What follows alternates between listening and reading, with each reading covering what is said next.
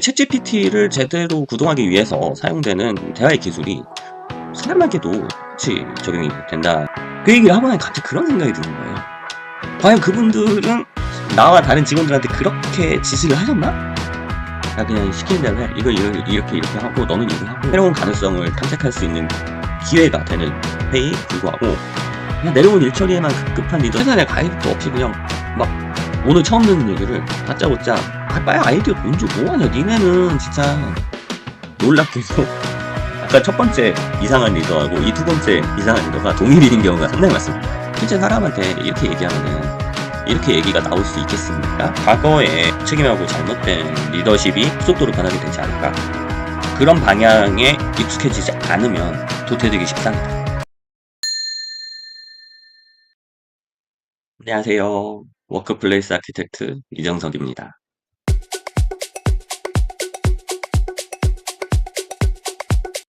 저희가 지난번에 챗GPT를 가지고 얘기를 해봤는데요. 뭐 지난번에도 말씀드렸지만 제가 전형적인 문과생으로서 엔지니어링, 프로그래밍 이런 거는 전혀 문외한이다 보니까 직접 사용하면서 겪는 얘기들을 많이 드리긴 하겠지만 AI에 대한 지식을 넓히고 AI를 잘 쓸 수 있는 이제 기술, 뭐 팁보다는 AI를 쓰는 데 있어서 마인드나 이제 태도 같은 것들을 가져야 하는가? AI 시대가 오면서 그것이 어떻게 우리한테 영향을 미치고 또 실제로 내가 일하는 방식에서 어떻게 매칭을 시켜가면서 이 시대에 적응을 해갈 것인가에 대한 약간 좀 거시적이고 좀 인문학적인 관점에서 접근한 얘기들을 자주 하게 될 것 같아요. 그런 면에서 오늘 같은 경우는 저번에 했던 얘기랑 엮어서 얘기를 좀 해보려고 하는데요. 저희가 지난 시간에 이제 챗GPT 관련한 얘기를 했는데 제가 말씀드린 부분은 프롬프트 엔지니어링이라는 이제 개념보다는 챗GPT를 하나의 인격으로 보고 실제로 사람에게 일을 시키는 것 같은 방식으로 대화를 해보자. 그렇게 이제 대화의 기술을 적용하는 게 중요하다고 말씀드렸던 이유는 결국에는 우리가 사람하고 일하고 대화하고 일과 관련한 이제 지시를 하고 직원들, 팀원들을 이끌어 가고 하는 그런 방식이 챗GPT에도 거의 동일하게 적용이 된다. 근데 반대로 결국에 챗GPT를 제대로 구동하기 위해서 사용되는 대화의 기술이 사람에게도 똑같이 적용이 된다는 거죠. 저번 주에 했던 얘기들 이제 간략하게 좀 접근을 해보면 일하는 단계에 따라서 어떻게 지시를 할 것인가에 대한 부분을 했는데 첫 번째는 어떤 아이디어 기획이나 이런 이제 본 작업 전에 기획, 구상 이런 부분에 대한 이야기를 할 때는 챗GPT에게 충분한 자유도를 주고 내 생각을 과도하게 줘서 그 부분에 영향을 받아서 내용이 나오기보다는 조금 더 가능성을 넓혀서 새로운 아이디어, 나에게 새로운 영감을 줄 수 있는 그런 방식을 좀 적용을 해보자. 그 두 번째, 그렇다고 하더라도 여기 미션의 취지와 기본적으로 놓치지 말아야 될 요소들은 명확하게 짚어둬서 일이 산으로 가지 않게 가이드를 줘야. 그 세 번째는 그래서 본 작업으로 들어갔을 때 그리고 나중에 최종적인 검증을 하는 과정에서 계속적으로 단계적으로 디테일하게 내가 요구한 사항들이 그리고 우리가 서로 합의했던 내용들이 그대로 이루어지고 있는지 확인하고 피드백을 주고 같이 상의를 하면서 만들어 가야 결과물이 좋아질 수 있다. 그 얘기를 하고 나니 갑자기 그런 생각이 드는 거예요. 근데 나 그리고 또는 우리 선배님들, 회사 임원분들이나 나를 거쳐간 팀장님들 과연 그분들은 나와 다른 직원들한테 그렇게 지시를 하셨나? 나는 그렇게 했었나? 생각해보면 정작 우리가 사람한테 그렇게까진 잘 안 했던 것 같아요.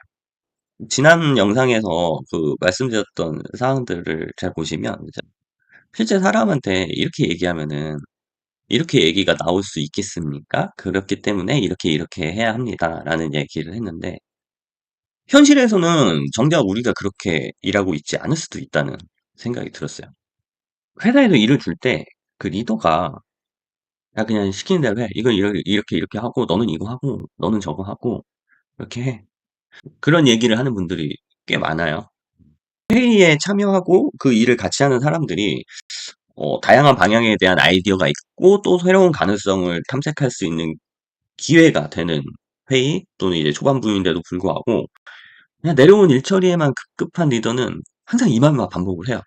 그럼 결과물은 당연히 한정적일 수밖에 없고 그 결과물이 얼마나 한정적이냐, 얼마나 뻔한 결과물이 나오냐, 이건 결국엔 그 리더의 역량에 좌우된다고 볼 수 있을 것 같아요. 근데 또 반대로 또 어떤 경우는 그냥 두루뭉술하게 "야야야 이런 거 해야 되니까 일단 뭐 아이디어 좀 줘 봐." 그 회의 자리에서 최선의 가이드도 없이 그냥 막 오늘 처음 듣는 얘기를 다짜고짜 "아 빨리 아이디어 돈 줘. 뭐 하냐 니네는 진짜." 그 처음 막연한 질문을 받았으면은 자기도 나름대로 일이 되게끔 의미 있는 얘기를 하려면 고민이 되겠어요 안 되겠어요? 근데 자기가 다짜고짜 그냥 막 던져 놓고 그 막연해하는 직원들을 능력이 없다고 폄훼를 하거나 "아 니네 진짜 답 없다." 그러면서 계속 닥달하는 분들이 많아요. 근데 진짜 웃긴 거 이게 상황에 따라서 달라지는데 놀랍게도 아까 첫 번째 이상한 리더하고 이 두 번째 이상한 리더가 동일인 경우가 상당히 많습니다. 음. 결국에는 리더십에 대한 기본적인 그 인식이 없고 자기가 처한 상황에 따라서만 돌아가고 있다는 거예요. 그리고 자 중간중간 단계별로 정확하게 방향을 잘 잡고 가고 있는지 체크를 해야 된다고 말씀드렸는데 이런 리더분들도 있죠. 그래 가지고 일이 시작이 됐어요. "그래. 이렇게 하자."라고 방향이 잡혀서 작업이 진행되고 있으면 결과물 나올 때까지 관심이 없는 분. "야 일정 안에 끝나냐? 일정 안에 끝나냐?" 이런 건 물어보다가 일정 다 돼 가지고 결과만 보고 "야 씨 이게 뭐야? 내가 얘기한 거랑 다르잖아." 그러면서 마감 닥쳐서 난리를 치는 분들이 있어요. 음. 막 푸시 하나까지 뭐 세부적으로 마이크로 매니징을 하면 안 되겠지만 이제 중간중간에 단계별로 약속된 형태, 방향의 결과물들이 나오고 있는지는 꼼꼼히 확인하고 그때그때 정확하고 분명한 피드백을 줘야 일이 진행이 되죠. 그러니까 저는 이런 생각이 들어요. 일을 직원들한테 던진다. 누구한테 어떤 역할을 던졌다. 이런 마음보다 리더 역시 그 밑에서 일하고 있는 직원들하고 같이 하고 있는 거거든요.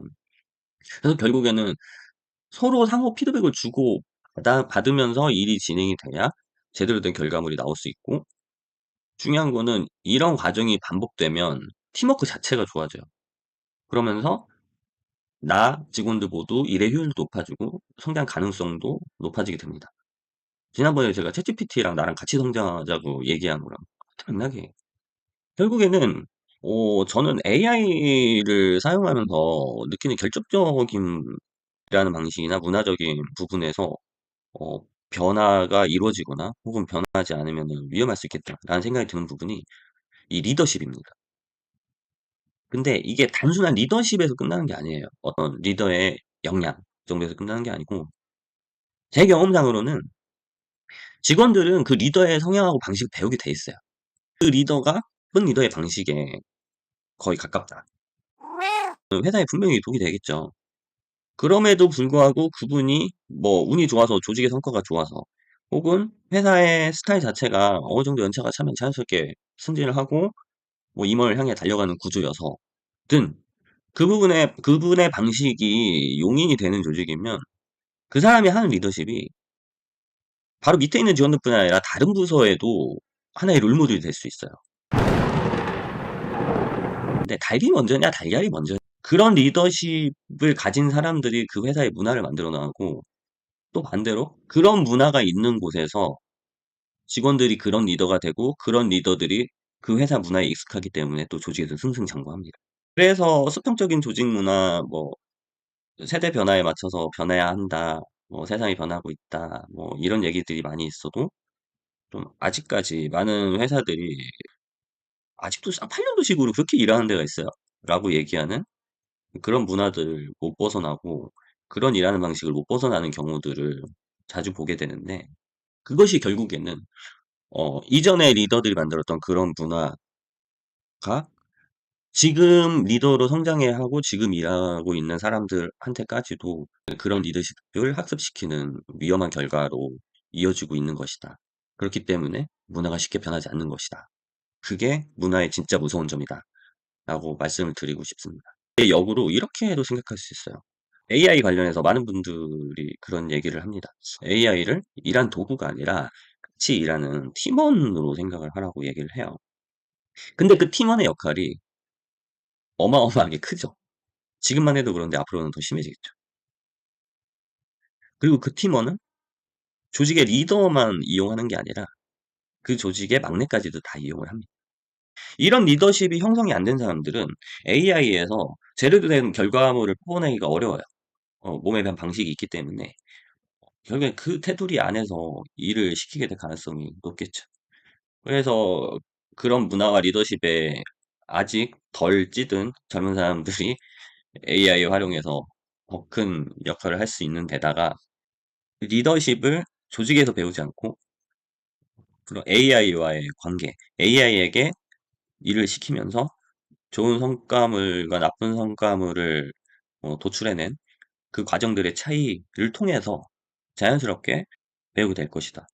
그래서 점점 과거에 앞서 말씀드린 좀 무책임하고 잘못된 리더십이 이끌던 문화가 급속도로 변하게 되지 않을까라는 생각이 들고 그렇기 때문에 그런 방향에 익숙해지지 않으면 도태되기 십상이다.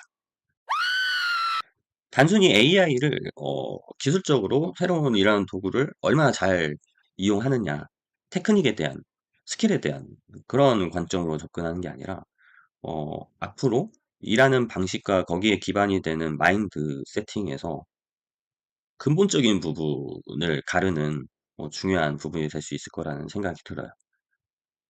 그렇기 때문에 AI와 같이 일을 하면서 느끼는 그런 이제 부분들을 이게 실제로 사람과 조직에 적용이 되면 어떻게 될 것인가? 그리고 이런 식의 일하는 방식들이 전사적인 조직적인 변화에 어떤 영향을 미칠 것인가의 관점에서 내가 어떻게 앞으로 마음을 잡고 일을 할 것인지, 어디에 포인트를 맞춰서 변화를 할 것인지 좀 체킹하고 생각하면서 이 시대에 적응을 하는 게 내 경쟁력을 높이는 굉장히 중요한 요소 중 하나가 되지 않을까 생각합니다. 오늘은 여기까지 이야기하고요. 다음에 또 재밌는 이야기로 눈높이 AI 돌아오도록 하겠습니다. 들어줘서 감사합니다. 다음에 볼게요.